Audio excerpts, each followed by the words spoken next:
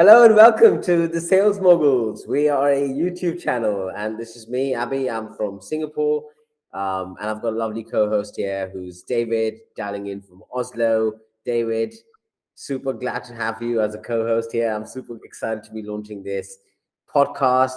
Wanting to give our viewers a little bit about why we're doing this and what we're going to be covering on this podcast.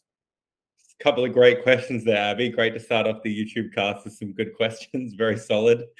The main reason how we started this was we both work for companies in their commercial sector or the commercial department. And our mission with this was to find out sales tools or lead enrichment tools for our divisions.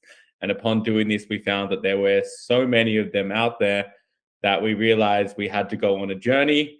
And we decided that we wanted to, I guess, turn it into a mini series on reviewing all these different sales tools, because just like you guys, how are we supposed to know which one's the perfect one? As when you start to learn more and more about these, the first one you think is, oh my God, this is like Jesus in a bottle. And then you find the second one, then you find the third one, and you think, will this stop? So we hope you guys will join us on this journey to find, I wouldn't say the best sales tool or lead enrichment tool, but to find a lot more about that industry and to hopefully give you some more insight and perspective on how these tools work. And our mission is for you guys to come and, chat to us and give us your thoughts and ideas on them. And hopefully we can create a bit of a community around it. That's beautiful. That's perfect. Yeah. Perfect intro. So please support us, like, share, and subscribe. So like our shows, like our videos. We drop them every week or every 2 weeks. Share them with your network, your friends, and your co-workers, or your partners, or whoever you think can benefit from this. And subscribe to our channel if you want updates every now and again. So I hope you enjoyed the show, and welcome to Sales Moguls.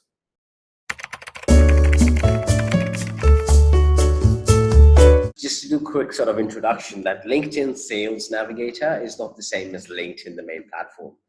LinkedIn has a lot of other different solutions that they sell to enterprises and small businesses. One of them is talent solutions. Then they have marketing solutions. And the solution that we are going to discuss is the sales solution, and LinkedIn Sales Navigator. Yeah, and let's clarify. LinkedIn Sales Navigator is one of the few, or one of the, I would say, the OG of LinkedIn, essentially. And what it's used for is, it's a great segue into LinkedIn Insights, LinkedIn Marketing, LinkedIn Talent Acquisition. And this is kind of, I would say, a good foundation for anyone wanting to use LinkedIn and kind of upgrade their subscription, is to go into this LinkedIn Premium Sales Navigator. We obviously have LinkedIn Learning, which is a function, I think it's a part of the package. But I would suggest that if anyone was to ever get into LinkedIn, and we can go into this later on, is this would be the core foundation of what makes up all the other LinkedIn packages. Another sort of shameless plug I want to make is, if you need more clarifications than we're already giving you as a part of this, hit us up. We've got our email address. Of course, first subscribe to our episodes. But if you've got more questions, hit David and I up, and we're happy to help you understand more questions about these platforms. David, you've actually had some experience speaking with the guys over at LinkedIn in Norway, I'm assuming. This was LinkedIn. They're all based in Ireland, like most tech companies in Europe. And he was a Swedish guy. So because of the Nordics market, they actually have a whole Nordics team set up who are Nordic language speaking. So they speak either Swedish, Norwegian, Danish, Finnish, depending where you're obviously reaching out from. So they do have a dedicated setup for each territory, which is a good sign as well, because it means they understand the process for each of those territories. So I think the whole sales process in general, again, you always think of the sales process, or, the first meeting is always like a doctor trying to diagnose the right medication for you. If you understand what your sales goal is, the sales process is easy because you can answer all the questions. If you don't understand what you're really looking for with this, or why you're reaching out to them, it can be a bit rigid with all the different types of questions you get. So it's something to understand is, why do I need this tool? What is our commercial goals? What are we buying for? The more transparent you are, the easier the process goes through. In terms of, the relationship I built up with my account executive or sales manager, he was amazing. I couldn't say nothing more nicer about the guy. He was very transparent, very blunt in his answers, in terms of, if we're going to continue, we need these answers. If we're going to continue, we need to do this. So he was all about making sure he tailored the solution to me. So I was really happy with it. Sales process, I would give it a 9 out of 10. I've had the same experience with LinkedIn. These guys are seasoned professionals. They know how to get you to open up about your requirements. So I would actually concur with you. The account executive was really understanding in tailoring the process to what my needs were. So in terms of understanding the industry, he got other industry experts in to come and give me insight into how we could use the solution a lot more. And this also blended into potentially upgrading from LinkedIn Sales Navigator to LinkedIn Insights, which is more an account-based type of marketing, where you start from account level down and find the right contacts through that. So in terms of that, he actually opened different doors, but he also realized that, okay, maybe this door is not ready for you guys right now. Let's wait a couple of months down the line. So in terms of that, his sales solution was very oriented to what we needed. And then obviously on top of that, what I really liked most was he was quite knowledgeable in terms of understanding what the needs were from his team. So in saying, okay, this person could fit this, that person could fit this for you. Let's meet you guys in a meeting together. That's nice. And how much would you rate them then? I'll give him an 8 out of 10 for this one. That sounds good. They were, quite adaptable depending on the amount of users. Like most enterprise negotiations, the more users, the more discount you get. But on top of that, I mean, we were able to come up with some potential partnership negotiations where maybe we could offer some vouchers if we opened some more doors for them in our industry as well. So they were open to conversations about getting the beneficial for both of us, so a win-win type of situation. However, just like most enterprise negotiations, the more users, the more discounted you get, because at the end of the day, they're going to go to their manager and say, hey, we're able to get this amount of users. And a lot of conversation or positive conversation doesn't really count for dollars and cents when you're looking at the revenue statement. So let's talk a little bit about how flexible they were, because it's important to also be able to shift your pricing based sometimes on customer budget. So in terms of that, it would all come down to your ROI. If you believed you could get an ROI, then you would make it flexible for your budget. But in terms from their perspective, not very flexible at all. It's very rigid in what it is. So if you come in with a budget that's lower, then you're going to find it a hard time to get into, to lower that to your budget. Pricing negotiation, in terms of the way I went away from the meetings, so did I feel like I'd won out on things? I think I give them an 8 out of 10. They were quite transparent, they were quite honest, and they were quite also to the point about what you would get. So they kept it short and sweet in terms of that.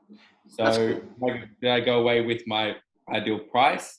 Not specifically, but did I go away from the conversation feeling like, okay, that's fair what they offered me? Then yeah.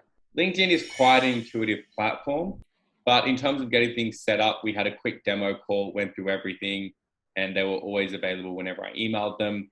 The account executive looked after me quite well, even past the sign up as well. So even past integrating into it, it wasn't you were handed off to a customer service rep to answer this minor questions. The person was still there in that grace period for that 3 months after the sale. So I was really happy with it. I give it a 10 out of 10. He even gave me a lot of insight tips as well. Really? Oh, yeah. That's when we're looking at the live demo, I want to hear some of these inside tips. Let's make these inside tips not so inside. There's no platform out there that really beats LinkedIn on its core proposition, which is a social network essentially for work. You have to remember with LinkedIn is it doesn't give you email addresses. Generally, you don't receive most people's email addresses or telephone numbers. Most of the email addresses and telephone numbers you find on there are for people who aren't working, because obviously they want to be contacted. So if you want to compare it in terms of giving you phone numbers, email addresses, obviously it doesn't have that. But in terms of what it offers you as a salesperson, it is 10 out of 10. It tells you who to talk to, what position people are in, who are the decision makers, what companies to reach out to. This is exactly what you're looking for. This is what the LinkedIn Sales Nav dashboard looks like. So this is the home screen. Quite packed with information here in terms of UX. In my opinion, not the cleanest. I think it could definitely be cleaner. But what you're basically seeing on the left-hand side is just a lot of insight on companies and accounts basically that I've saved in the past. So I've saved some accounts, saved some companies that I'd like to keep a track of. So in a salesperson view, Say I'm targeting all of these companies, say MessageBird is my target company, GetHere is my target company. This is like a feed. So it gives me information about this company that is news that I want to say bookmark. I can either view it. So say I'm following this company, Twilio, one of my favorite companies. I want to say view what this alert was about. I can just hit the view button. It takes me to that post. If I want to interact with it, I can quickly give it a like, interact with it. We do know that once you are interacting with companies, it dramatically increases your chances of getting engagement with them. You can also bookmark stuff, so if you want to come back to it later on. And you can also hit X here, you can close it. So that tells the LinkedIn engine that, hey, this is not relevant post for Abhishek. And if you scroll all the way up, your bookmarked alerts that I just showed you, they get saved here. So that's on the left. On the right-hand side, you'll see some priority accounts. Again, these accounts that are saved by me. A really interesting data point here would be something called as buyer interest.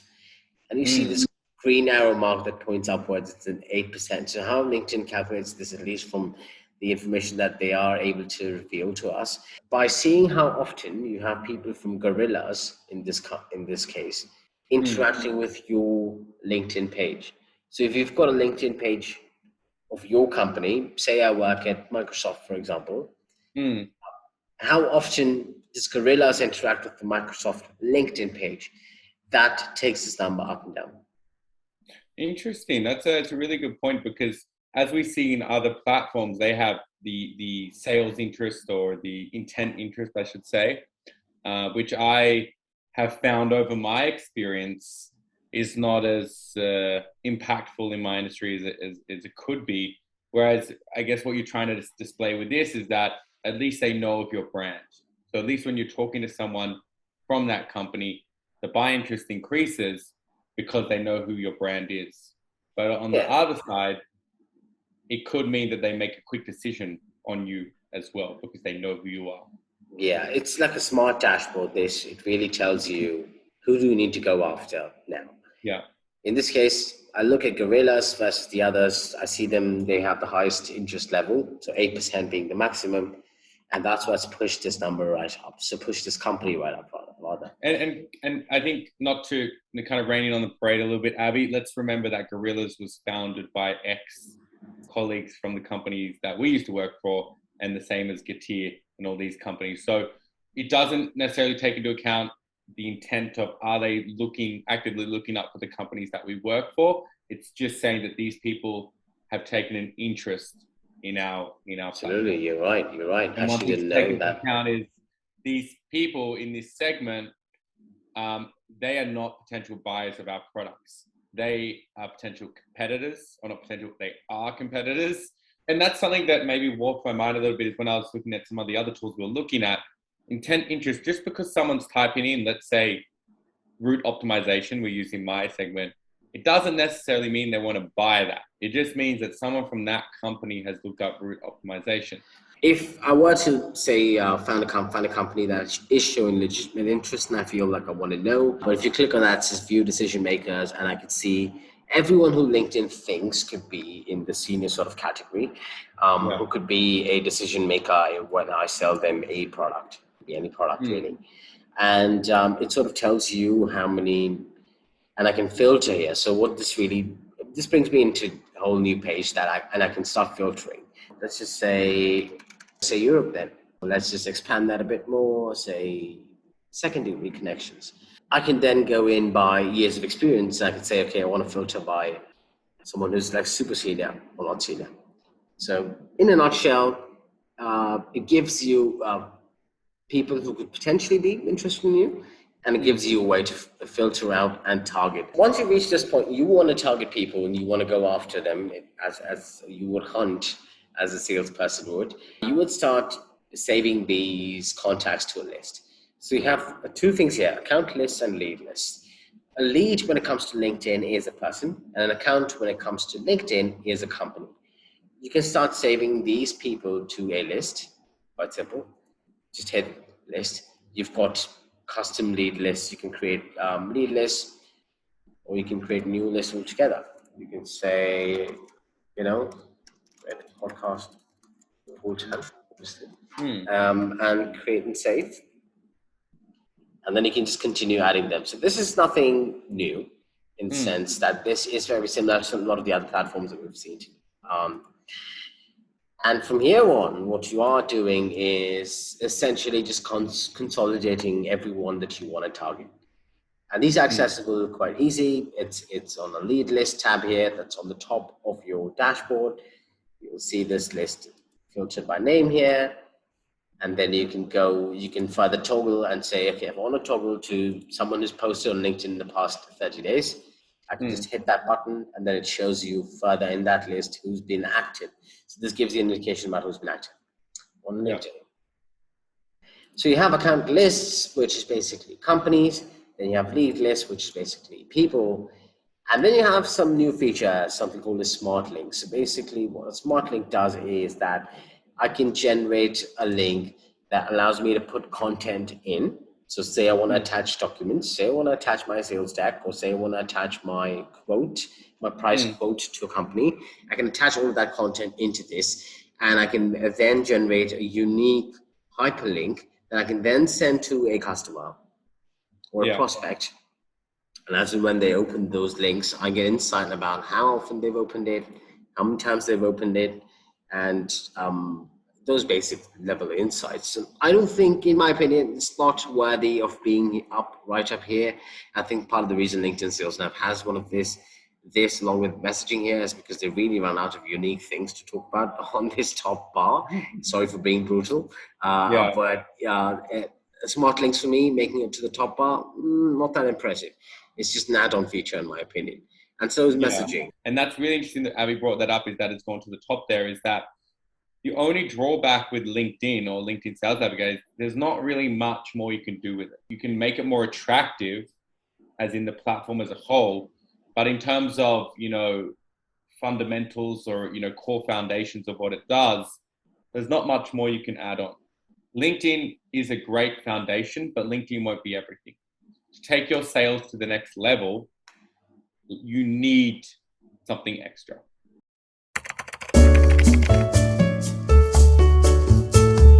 Look, for me, data accuracy, 10 out of 10. Because LinkedIn is as accurate as it gets in terms of the information data points that it can provide. I mean, how inaccurate can you get with saying to me that David's name is David? Because at the basis of LinkedIn is it displays name, it displays job, all of the stuff that is uploaded by the user. So data accuracy, 10 out of 10. The question with data, though, with LinkedIn is really data coverage when it comes to regions. How far and wide does it go? And I work with sales reps in digitally different countries like Japan. LinkedIn doesn't exist there in the sense that people don't use LinkedIn to find jobs. So data coverage, because of the lack of wideness of coverage, people in China don't use as much, people in Japan are coming purely from an Asia standpoint here. I would give it 8 out of 10. I would give it a 9.5 out of 10. And the reason I don't give it a 10 is because, as Abby says, people like to write their own titles. On a serious note, it can be a little bit confusing about who the decision makers are. The ranking system can be a bit confusing on who you need to officially reach out to. Obviously, you'll figure that out pretty quickly. So when you're using the filtering system, sometimes it can't be as bespoke as you want it to be. Because LinkedIn is now a sales-orientated platform, a lot of people's job titles are, I help you, ... Yeah, I've seen that a lot. It's debatable whether they're helping anyone. So yeah. That hasn't been proven that they're helping people. Yeah, that's true. That's a good point. But in terms of everything else, I mean, it's non-comparable. I think quite clean and easy to use. Also, primarily because LinkedIn Sales Navigator is not vastly different from LinkedIn, the main platform. And because we have spent the last 5 to 8 years of our lives as professionals learning LinkedIn, just as regular LinkedIn users, using LinkedIn Sales Nav has a very small, short learning curve. So to sum it up, my user experience is 10 out of 10. From 10, so I'd give it a 9 out of 10 for ease of use. Primarily because there are some new elements that I think could be removed from the dashboard.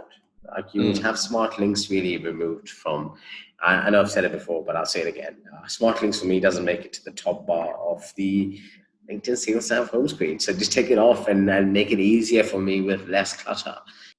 Yeah, for me, 9 out of 10 ease of use. But it's just like using Facebook in terms of the way the whole outline is. So if you have a fundamental of utilizing Facebook or services similar, then it's going to be the exact same. USP is again 10 out of 10. There's no one out there that's quite like LinkedIn.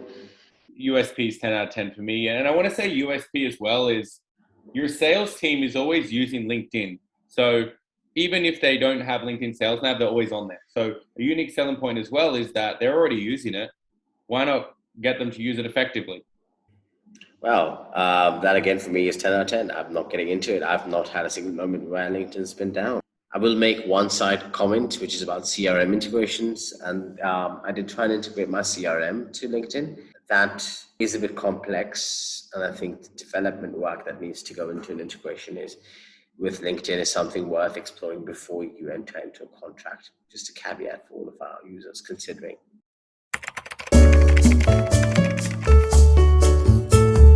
Okay, so now and down to the results. Cost per lead, what would you give it? Cost per lead for me would be, this is where I think this requires some debate and some chat. I've got a sales stack of about 3 different tools that I use to mine emails from LinkedIn and send emails to prospects. Both of these tools combined in terms of cost is not half as much LinkedIn cost per user, which means LinkedIn is by far the most expensive product in my sales stack. So each lead that I find purely from LinkedIn is highly expensive. It's a really expensive channel to find leads. So cost per lead, I would actually give it a 2 out of 10. Yeah, in terms of depending what your sales team wants to do, in terms of your goals, in terms of what your strategy is, LinkedIn is very expensive. That's why if you're going to use LinkedIn, you shouldn't just use Sales Navigator. You should integrate it with some kind of marketing solution, or have a whole strategy outlined, because it is expensive to use. However, once you get one package in, the other package is not that more expensive as an add-on. So I give it because I have a different opinion too, I'm going to go with a 4 out of 10.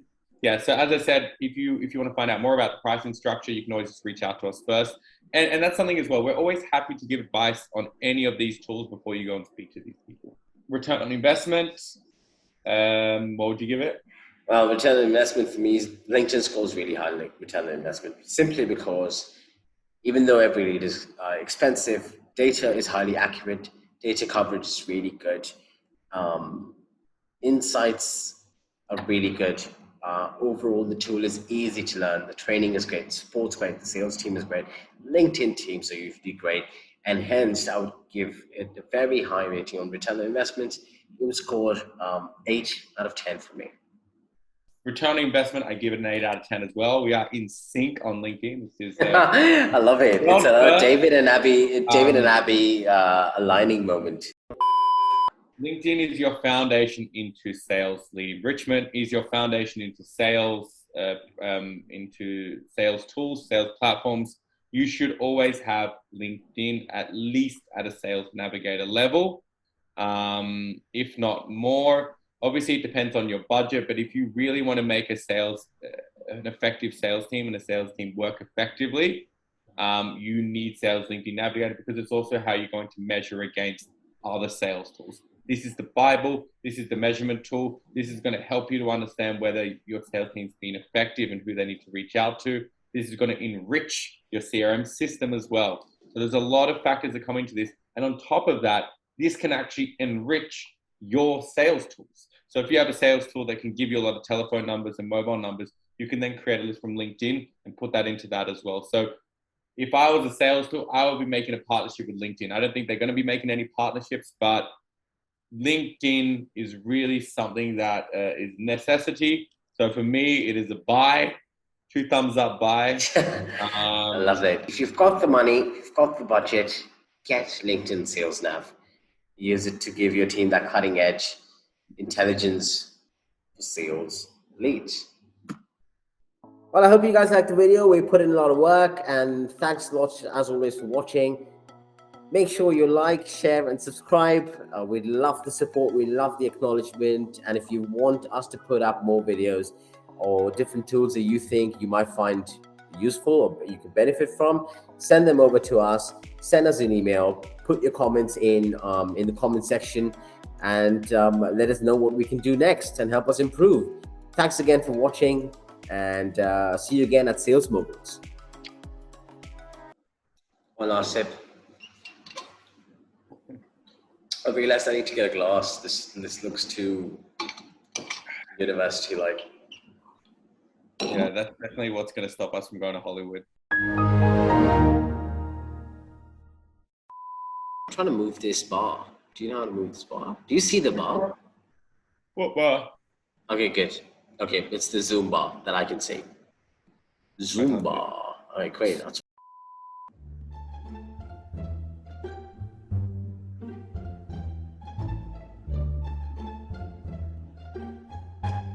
That's insane. This guy, he gives leadership lessons from the toilet. huh? Okay, and scene.